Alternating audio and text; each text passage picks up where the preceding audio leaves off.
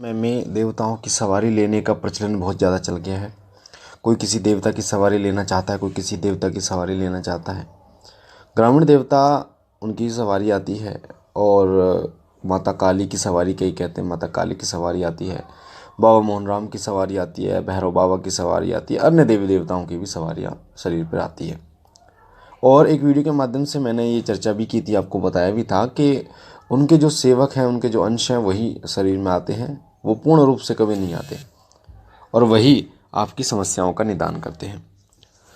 तो आज का जो टॉपिक ये है कि आपके शरीर में जो ग्रामीण देवताओं की सवारी आती है उनके अंदर कितनी शक्ति होती है।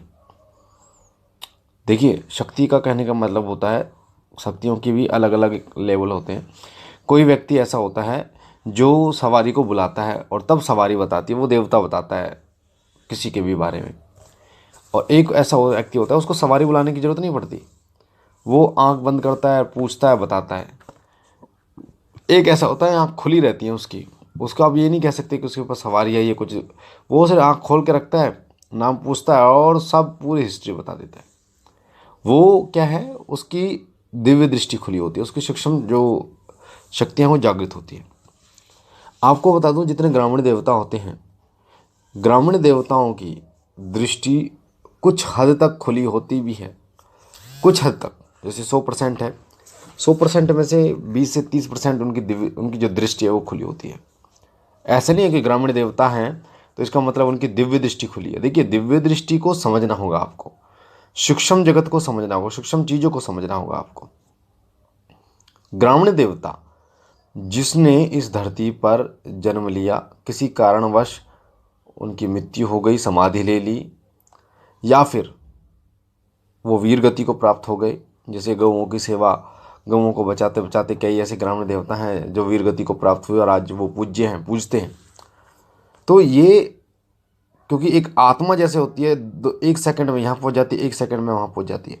तो कई ऐसे देवता होते हैं जो एक मतलब किसी की खबर लाते हैं, अगर किसी के बारे में बताना होता तो 1 सेकंड में वहाँ जाते हैं और पूरी खबर बता देते हैं। उसका घर ऐसा है, ये है, तुम्हारी दिक्कत, तुम्हारी परेशानियाँ, ये दिक्कतें चल रही, कुछ हद तक बताते हैं। और कुछ लोगों को आपने ऐसा देखा होगा, वो भाई साहब एक एक चीज़ आपकी बता देते हैं, आपके रोंगटे खड़े हो जाते हैं कि ये ऐसी चीज़ें बता रहे हैं जो सिर्फ हमें ही पता है, हमने किसी को बताया भी नहीं है। वो आपके पूरे भूतकाल में झांक लेते हैं अपनी दिव्य दृष्टि के बल पर। आपके भूतकाल की बात कर रहा हूँ, आपके भूतकाल में झांक लेते हैं और कई आपके वर्तमान में भी झांक लेते हैं। हालांकि भविष्य की जो शक्ति होती है वो बहुत ही कम लोगों में होती है कि वो भविष्य दर्पण कर सकें, भविष्य आपको बता सकें। पर भूतकाल में और वर्तमान काल में आपके झांक लेते हैं। आप क्या सब्जी खा के आए हो, आपके घर में भी कौन है, आपके घर में भी क्या हुआ है, वो सारी चीज़ें बता, आपके जेब में कितने पैसे हैं ये बता देते हैं। तो अब मेरे कहने का मतलब ये है कि जो ग्रामीण देवता हैं, जिन लोगों ने गुरु परंपरा के द्वारा ये चला रखा है कि सवारी आएगी तो रोग कटेगा, सवारी ही उसको उठाएगी, उस शक्ति को, नकारात्मक शक्ति, तो सवारी उसको उठाएगी, सवारी सारे काम करेगी, यानी कि वो व्यक्ति कुछ काम नहीं करेगा, वो सवारी करेगी। जब तक वो देवता को नहीं बुलाएगा तब तो कोई कार्य होगा नहीं। तो उन लोगों के लिए स्पेशली मैं बता दूँ, जो ये परंपरा चल रही है सेवा की, अधिकतर वाल्मीकि समाज में चलती है, क्योंकि हमारे गांव में वाल्मीकि भाई बहुत हैं, तो मैं काफ़ी हद तक इनके बारे में जानता हूँ। सबल सिंह बावरी, पांच बावरी हो गए, ये गुज्जर हो गए, रतिराम गुज्जर हैं, ज्योतिराम भगवान इन्हें कहते हैं, गोगा जहारवीर हैं, तेजा जी हैं, और भी बहुत से देवता हैं, ग्रामीण देवता। तो इनके जो है वो 41 दिन की सेवा दी जाती है, हुक्का लगाया जाता है और उसके बाद सवारी आती है। फिर वो सवारी कहते हैं जी भगत बन गया। तो कहने का मतलब ये है कि क्या यहीं एंड हो जाता है? कई जो गुरु हैं वो यहीं एंड कर देते हैं। मेरे कहने का मतलब होता है कि सवारी बुलाओगे तभी सब कुछ काम होंगे, ऐसा नहीं होना चाहिए। इससे क्या होता है, वो देवता एक सीमित हो जाता है, सीमित, और आप भी सीमित हो जाते हैं। फिर वो जो आपके गुरु ने सिखाया उतना ही आपको ज्ञान है, फिर आप अपने शिष्य को भी उतना ही ज्ञान दोगे। आपने अपनी तरफ से कुछ मेहनत की नहीं करने की कि मैं कुछ एक्स्ट्रा करूं जिससे आगे भी ये चीज़ें एक्स्ट्रा जाए। तो कहने का मतलब होता है दिव्य दृष्टि जो होती है उसको खोलना बहुत ज़रूरी होता है, और वो खुलती है जब से, हवन से, तब से खुलती है वो।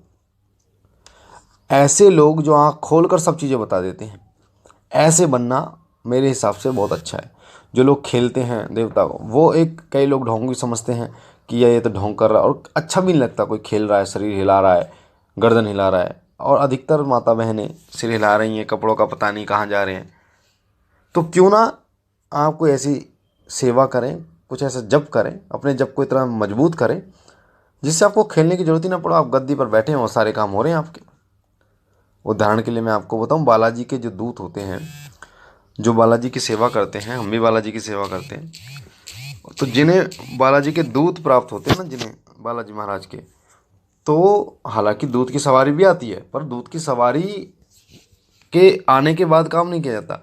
वो सब दूत अदृश्य रूप से कार्य करते हैं, यानी कि जो सेवक होता है उसके एक बोली पे कार्य करते हैं।